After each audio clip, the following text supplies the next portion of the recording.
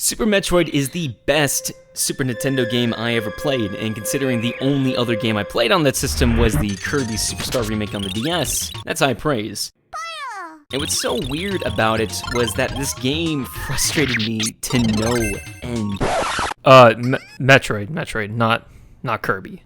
Not that it was hard, it just made me feel bad at the game, and that's due to its legendary transparent design. It's perfect. I try not to use that word a lot, but Super Metroid created its own subgenre and inspired so many incredibly popular games, all because of its level design. What's impressive is how effortless it looks. You touch down on the planet Zebes, the thunder crackling behind this ominous alien synth. Now, obviously, you think this is a Mario game, so you start running to the right. Can't do it. Go to the left then, get stopped here. Too big for that area. Eventually you get pinballed to the Morph Ball and the rockets, and now the game opens up just a bit. Enough to make you feel like you're making progress. It's a simple idea. Limit progress by restricting items. But what makes this different from something like The Legend of Zelda is frustration. In Zelda, you see the obstacle, you know you can't move forward until you get the item you need to progress, so you circle around and get the item. In Metroid, the game won't let you move forward or backward until you get the item or learn a new skill. For example, early on in the game, I head through this series of walkways, getting bombarded by these stupid flies, and see this metal door. I blast it, thinking it stays open like with a rocket door. I try to get across this path up here, but I fall through. So I think, oh, I need a power-up, so I'll just come back later. And the door's locked. Panic sets in. For a second, I thought I soft-locked myself, but I know Nintendo wouldn't lock me out, especially if I pay the rent. So I begin pressing buttons, and I learned that I can sprint by holding the B button. What's funny about this is that first-time players also came across this problem, so the community gave a name to this part. The Noob Bridge. It's great, I love it. And Nintendo keeps utilizing this idea over and over and over. The developers deliberately do this, making you frustrated at your own ineptness to learn the controls, and it's done so beautifully, I can't get mad at it. Yet.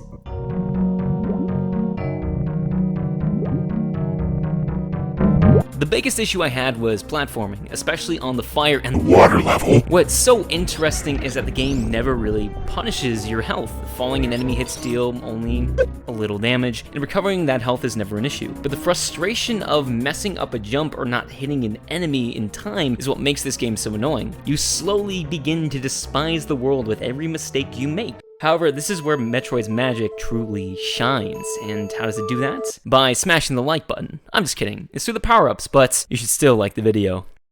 Let's take a look at Norfair. You see these moving platforms, and now you see that I am just incapable of making this jump. Eventually I find a workaround, but dear God, did this single enemy infuriate me. But that all changed after I found the ice beam. Now this path is effortless. The speed boost, the high jump, the grapple hook. The powers, while yes, unlock more of the world, but also makes the game easier to play. Shooting at the beginning is slow, clunky, and limiting, but now with the spacer beam, it's fun as heck to play.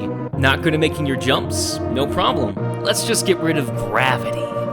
Now, these tools can only do so much to make the overall experience better, but there are multiple points in the game where you're testing your knowledge of the mechanics. Take this energy tank. I can't walk over to it because of this pitfall. After thinking about it, I was supposed to use the wall jump I learned from the little gremlins, but I thought of a different solution. I used the bombs, which are mainly used to move vertically to explode diagonally from me, giving me that horizontal force, and it worked.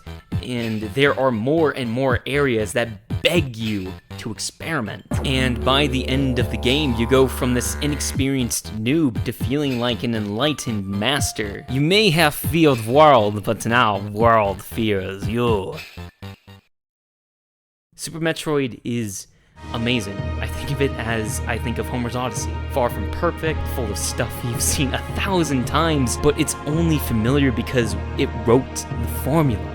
Super Metroid created its own genre. How many other games have done that? Screw Symphony of the Night. I'm sure it's a fantastic game, but the majority of Metroidvanias based their games off of this. It's quickly become one of my favorite games, and it's one of those perfect games that not only entertain, but inspire creators everywhere.